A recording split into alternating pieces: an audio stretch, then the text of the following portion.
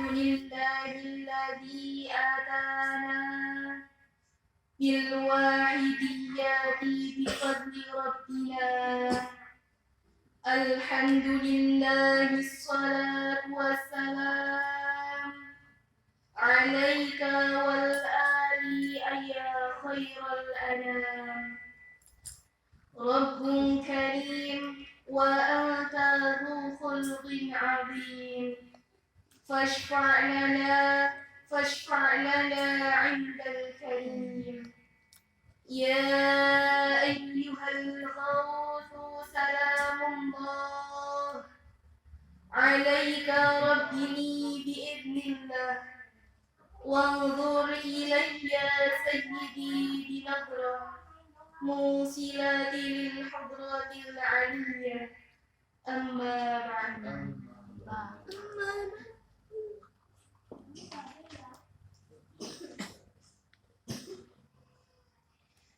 Tangis di dalam mujahadah.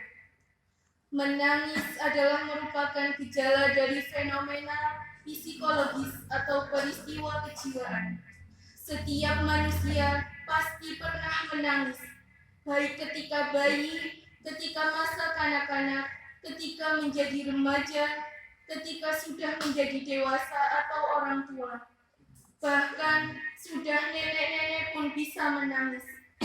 Makhluk lain, jenis hewan dan tumbuh-tumbuhan misalnya, belum pernah kita mendengar tangisnya. Sekalipun sebenarnya mereka juga pernah menangis. Motivasi atau dorongan menangis itu bisa terjadi dari berbagai macam sebab. Orang yang susah karena mengalami musibah atau penderitaan yang berat, seperti sakit, kematian sanak famili, kehilangan kekasih, kehilangan harta benda, dan sebagainya juga bisa menangis.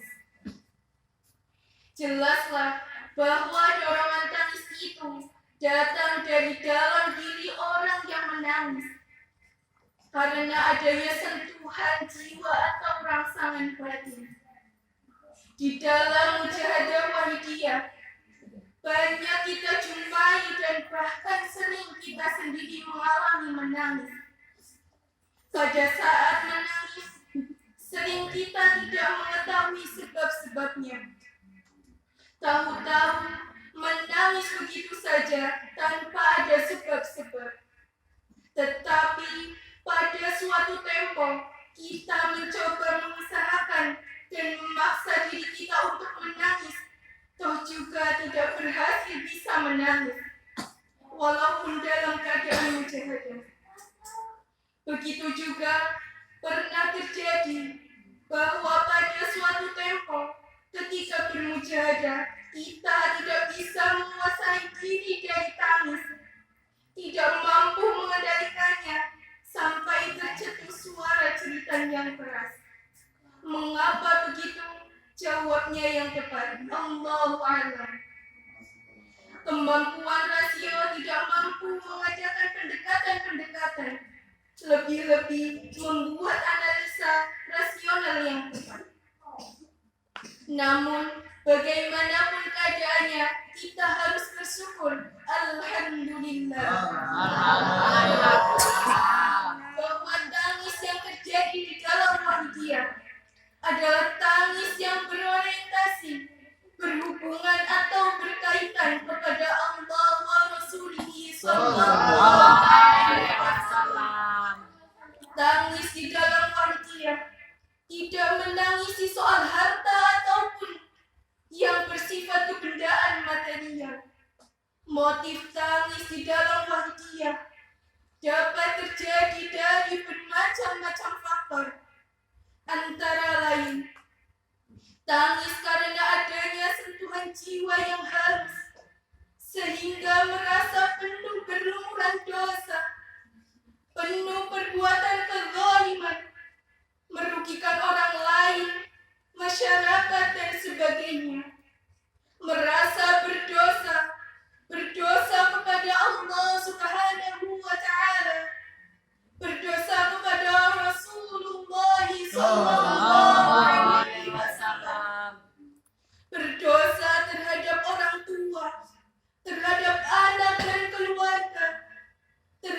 guru, terhadap pemimpin, terhadap bangsa dan negara, terhadap perjuangan kesadaran fafirru ilallah wa rasulihi sallallahu alaihi wasallam, terhadap makhluk di lingkungan hidupnya dan sebagainya. Begitu pula karena sentuhan batin berupa syauq dan mahabbah, rindu dan cinta kepada Allah Subhanahu wa Ta'ala dan kepada junjungan kita baginda Nabi besar Muhammad sallallahu alaihi wasallam. Tangis karena melihat kagungan Allah Subhanahu wa Ta'ala, melihat sifat jamal dan kamal Allah Subhanahu wa Ta'ala. Terenyuh, tergores hatinya melihat kasih sayang dan jasa serta pengorbanan junjungan kita Rasulullah sallallahu alaihi wasallam kepada para umat, terhadap dirinya yang sedang menangis terutama.